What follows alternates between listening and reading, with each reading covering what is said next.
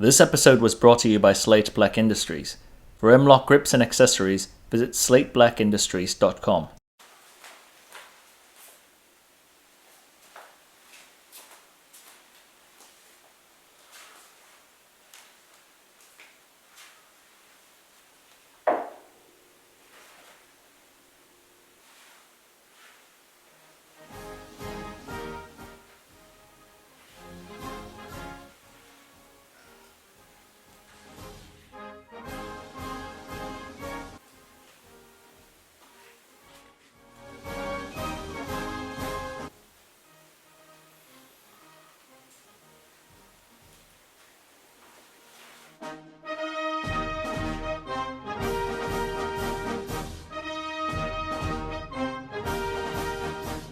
Allez-y, passez le mot.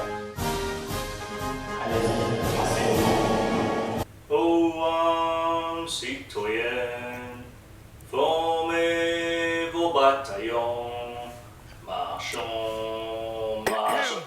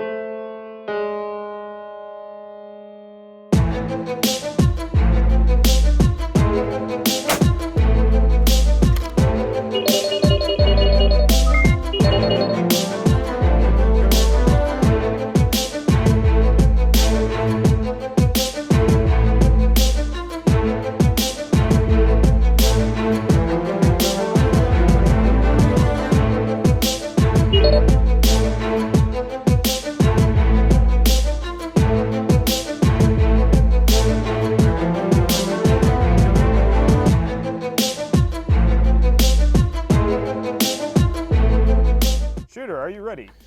Oui, monsieur. 150. Allez-y.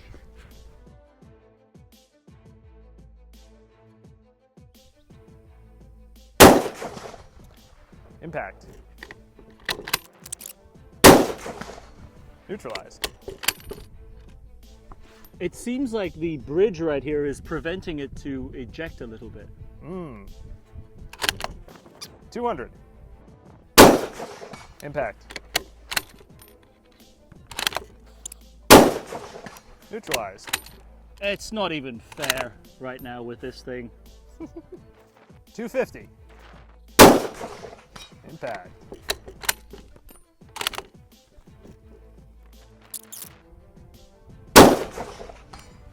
Neutralized. 300. Impact.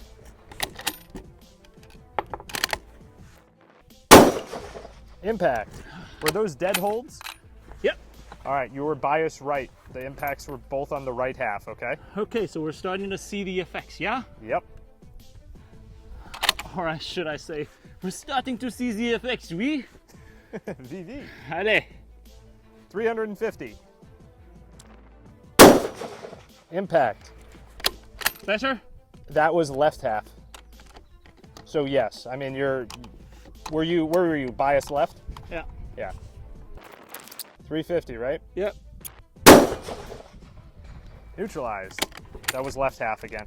Excellent. I aimed on the left half of it All right, on so purpose because that when I'm if it's pushing to the right and I aim on the leftmost edge, that gives me the most opportunity to hit the entire target. agree. Yes. Yes, if you're pushing left to right, yes, agree. Yeah. All right. We're on at 400. 400. Impact. Good hit. Solid center punch. Nice. Impact. That's a neutralized shot. I'm going to continue at 400 meters on the distance for the 450 yard target. Okay. Because that last one I was aiming at the lower left edge. Got it. And you were impacting Center. just highest center. Yeah. So this one I'm going to keep center level, left Left edge? Left favor, yes, left edge favor, and it should send it on to the target. All right. I'm on at 450. Fire when ready. Impact. That was the lower quadrant. Okay.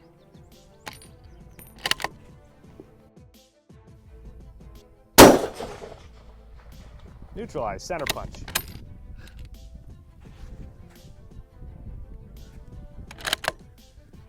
We're on at 500. I'm using 450 meters. Okay, I'll aim favor left on the edge of the plate on the left side. okay. Impact. 9 o'clock on the plate. Okay. You might favor touch to the right from that current shot, unless you Okay. feel the wind picking up. Impact. So one of the issues with the APX scopes, I'm having trouble seeing the target itself. I can see it, but it's not as easily seen. So shall we go the 650s and then continue onwards? Because the 600's a little black today. Yeah, sounds good. We'll go 650. Slightly larger target, a little bit brighter. And for this one, I'm going to use a 600 meter setting. Favor to the left. Let me know when you're ready, Josh. Fire when ready. Okay, elevation's good. You're off the right edge. If you were favoring left edge, favor half target left. Okay, we'll do. Ready? Fire when ready. Impact. Excellent. All right, I'm on to 700. Okay. So 700 is 660 meters or so, 660 some meters. Yeah, So 650 should be pretty close. yeah, dead hold. Favor one half target left. Okay. Fire when ready. Impact. Excellent. Next one's 800. Yes. I'll give it a little bit more of a bump to the left. This is, I can't really tell you exactly where I'm holding because this is German T-post. It's Yeah. not a mil-dot. Just see if you can favor 3/4 target left. Excellent, okay. Fire when ready.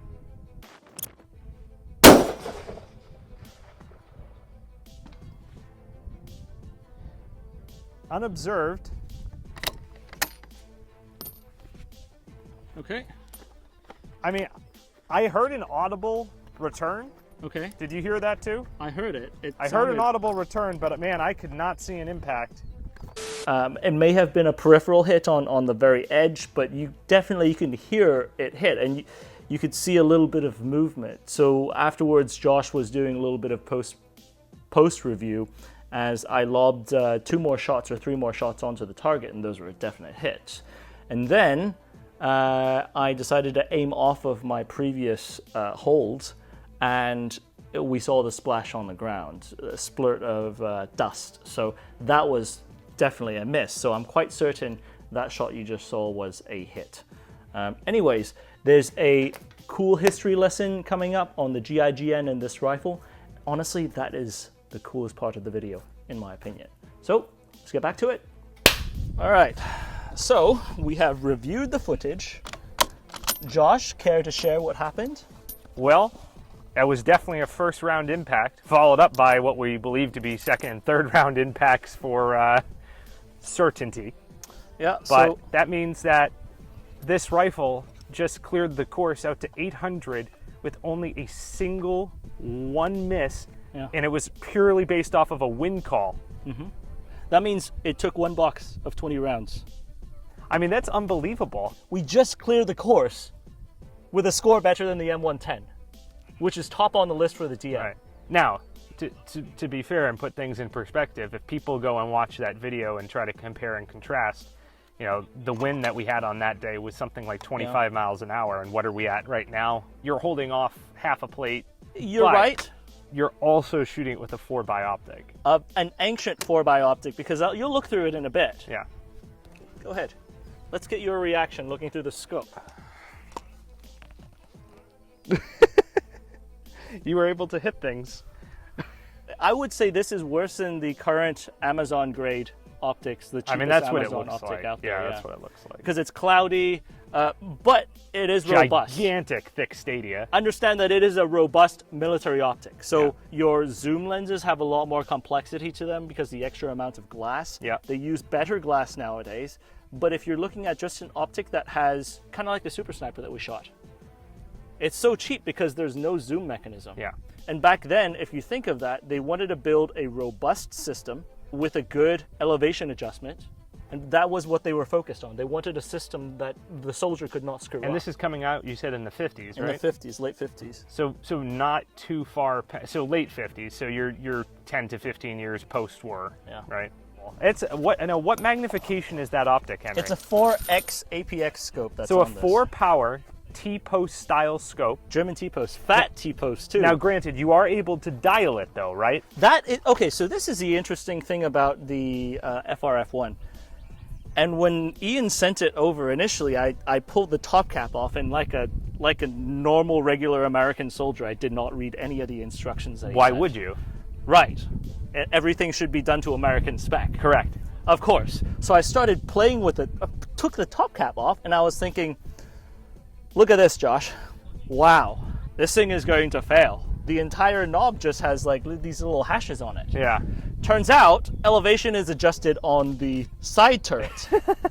And I had been playing with the windage the entire time.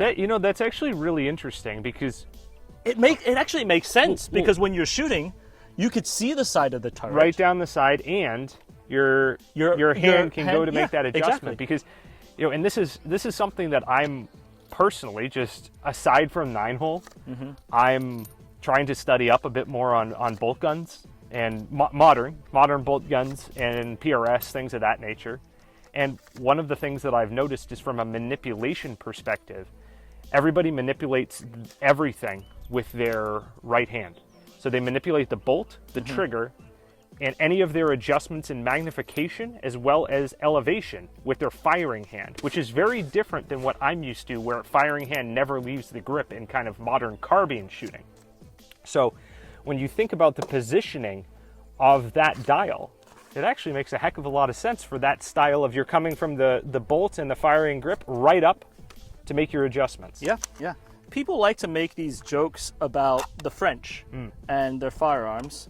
They like to call the French, cheese-eating surrender monkeys? The cowards, yes. Yes. I worked with the French army. I disagree with it when people say that. Yeah. I lived in France, and I mean, that gave me a perspective because, like in Paris, you go to Les Invalides, the military museum, you could see the amount of development into weaponry that the French have had. And they had one of the biggest colonial holdings around the world. It would be crazy to think that they did not make good firearms. Now, however, their firearms are very eccentric. We just talked about the way the dial is on the side. That makes a lot of sense because as you're shooting, you're manipulating your elevation, and then you're back on the rifle. Right, you're not having to take your head up, crane your neck, move your hand to the top of the optic, right? Yeah. If you see the bipod in this strange location, they're thinking, so if a shooter, and back then a sniper is more so a DM role, is supporting infantry movement, wouldn't you want a better traverse of your rifle? And if so you're giving up an element of the stability achieved by having the bipod extended to gain additional amounts of flex and traverse, as you say. Yes, and so you gain a wider field of fire when it comes to it. If you're thinking about let's think about the Russian doctrine where snipers are interchangeable with machine gunners. You could use snipers to pin people down much as well. You could use a machine gunner to do the same. Yeah. And you're looking at your field of fire and you're looking at better traverse. This makes sense. A lot of sense. Another interesting thing to look at this, the MOS 36 action, you see these lugs? It's a rear lug action. Right. There's a lot of people in North America, in the US to be particular, who seem to think that rear locking lugs means it's inaccurate. Yeah, well, there's the age-old adage, just like so many of the other things like Kalashnikovs are inaccurate. This falls into that same bucket, right? And in that lore, the most accurate action, of course, is the 98K, because it has front locking lugs, and it is a superior action. I found this to be untrue. today being a prime example. Making it all the way, 2 shots per target till 500, 1 shot per target all the way with 1 miss. One single miss. I mean, that's not a fluke. Yeah. Same With thing with repeatable hits at 800. Like, yeah, and you think of it. Same thing with the number 4. You remember? Yeah. Rear locking lugs again. Yeah, it did phenomenally well. Yeah, so I think it comes down to the machine work. I don't think it comes down to whether the locking lugs are placed in the front and the rear. So the French are taking into account a lot of design elements that seem to be overlooked or I guess not really considered on the North American side. Yeah. So this particular rifle was also famously used in the 70s. In one of the times that the GIGN was deployed outside of France. So Loyada was a defining mission for the GIGN. In a sense, the unit had only been around for 2 years. And so at this point, a lot of even military units either didn't know about them or felt that they were unproven. When Lieutenant Poutot, which was the commander and the founder of the GIGN, when he showed up to Somalia, and stepped into the general's tent, the Foreign Legion general. He actually looked at him, which Lieutenant Poutot wore glasses, and told him that men who wear glasses deserve to be behind desks rather than behind rifles. Because they showed up in their GIGN, they showed up in civilian clothes and long hair, these military officers just didn't trust them. And they felt that they were forced to work with the GIGN. However, the GIGN in this particular mission was the linchpin in the mission's success, in saving that school bus of children. So let's set the stage a little bit. Terrorists took a school bus of children, blew past a Foreign Legion outpost, and they were parked on the border, right here, if you see on my map. So you can see the terrorists actually took the 31 school children and parked on the border of Somalia, right outside of the Somali police station. And overnight, there were reinforcements from Somali regulars and some more militants that came to face off with the French. Now, the Foreign Legion ended up setting up here behind a palm grove, and the gendarmes, they were able to send in a mechanized cavalry unit that was 800 meters down the road from the bus. The GIGN operators came in and infiltrated into their shooting position that was 183 meters away from the bus. Now, the parachutists, the Foreign Legion soldiers, were about 100 meters behind it.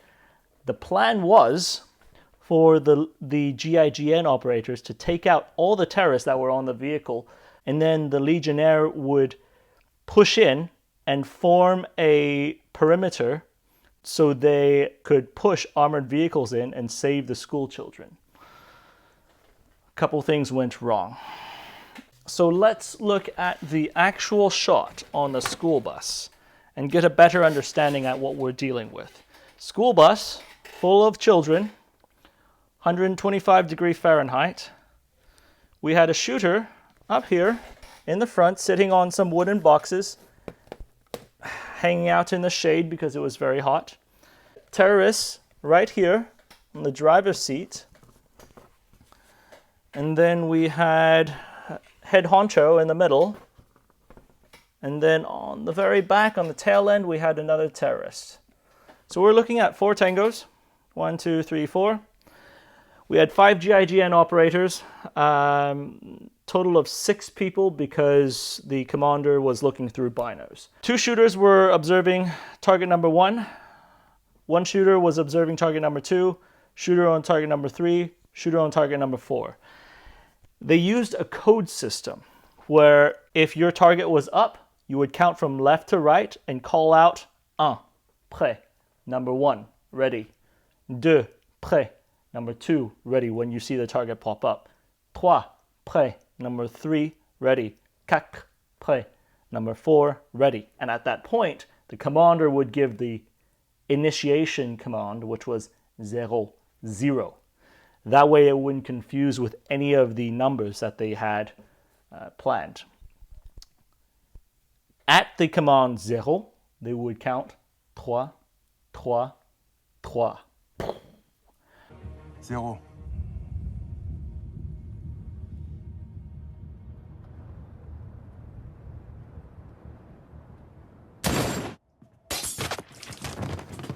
All 4 of the targets would go down, which actually happened that way. However, remember, they were under the sun for 10 hours in 125 degree or 51 degrees Celsius heat, looking through these APX scopes at those targets for 10 hours. So they took the shots.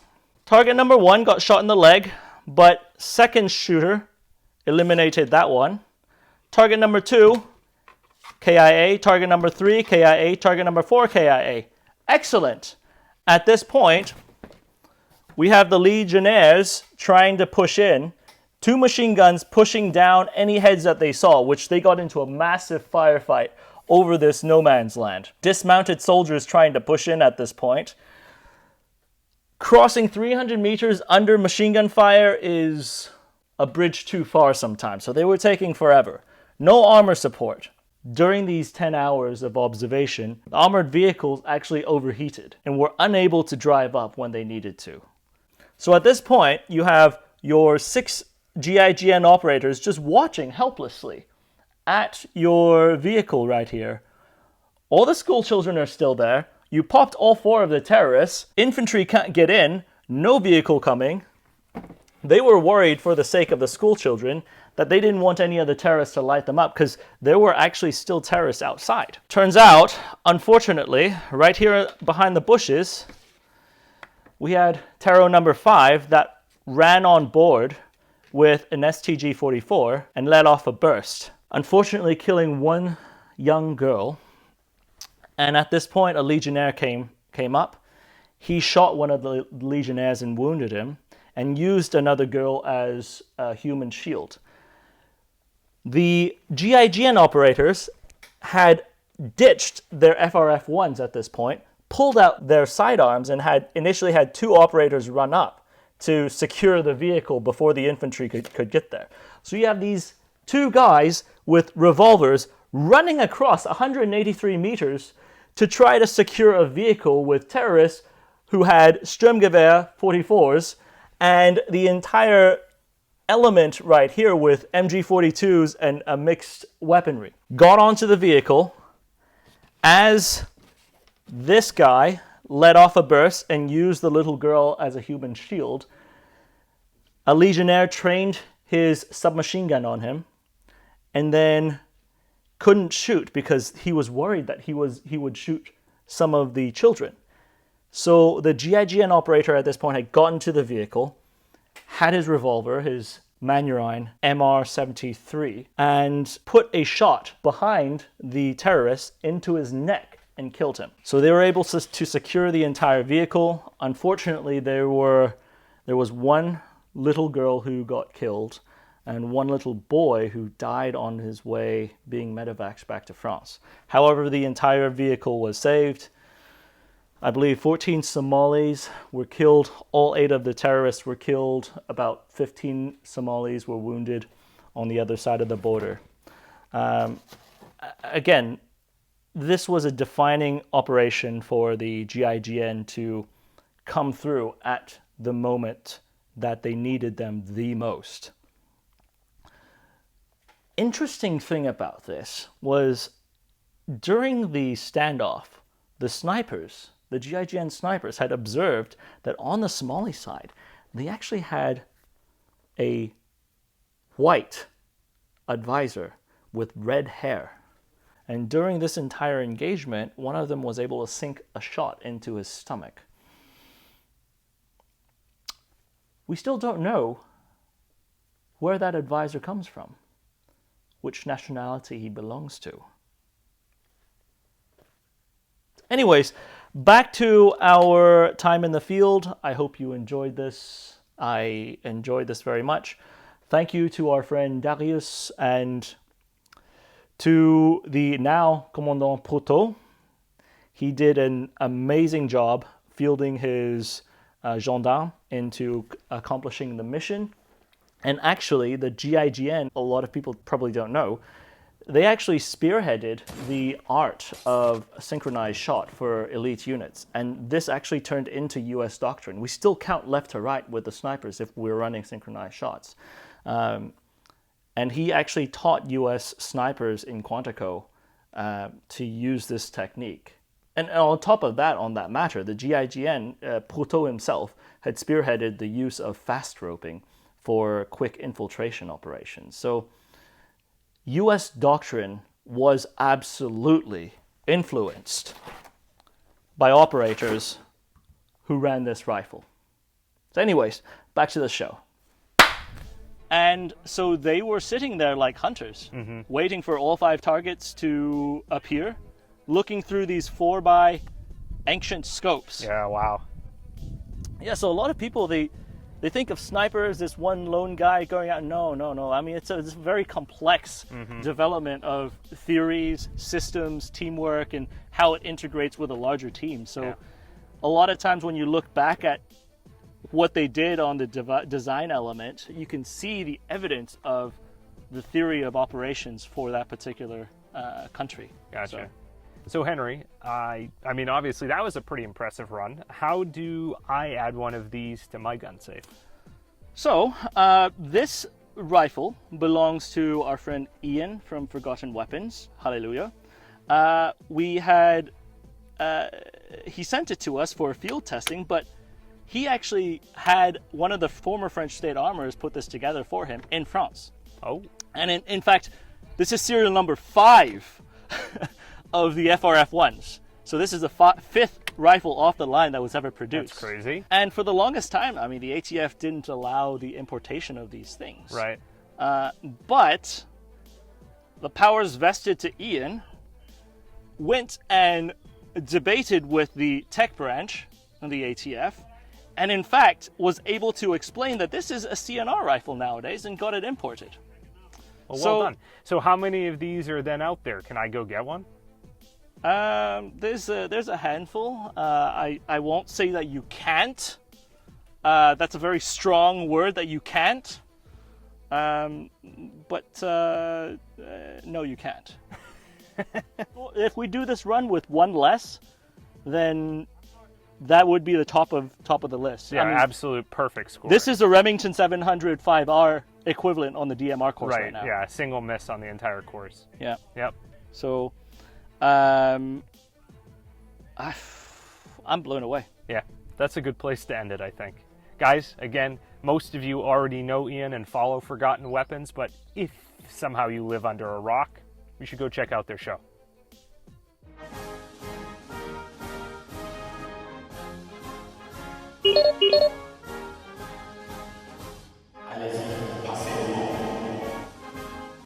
Hey guys, thanks for tuning in to another video on Forgotten 9-hole reviews. Do you enjoy arguing with other viewers on the internet on which rifle performed better on practical accuracy? Well, we have a solution for you. Go to our Patreon page and scroll down. You'll find the practical accuracy scoreboard, where we have ranked and compiled all the data of all the firearms we have tested on the practical accuracy course. Furthermore, it's already separated into the different categories, so you can go back to your argument as quickly as possible. And whether you decide to support us via Patreon, subscription, or just a normal viewer, we thank you. 716, this is Gillnet 6, 4 Vic, 8 packs, Redcon 1, green to green, how copy, over. 296, this is 716, roger, over. 16, 091, 1 pack, green, over. This is 716, roger, over. 16, 2, 1 Victor, 2 packs, Redcon 1.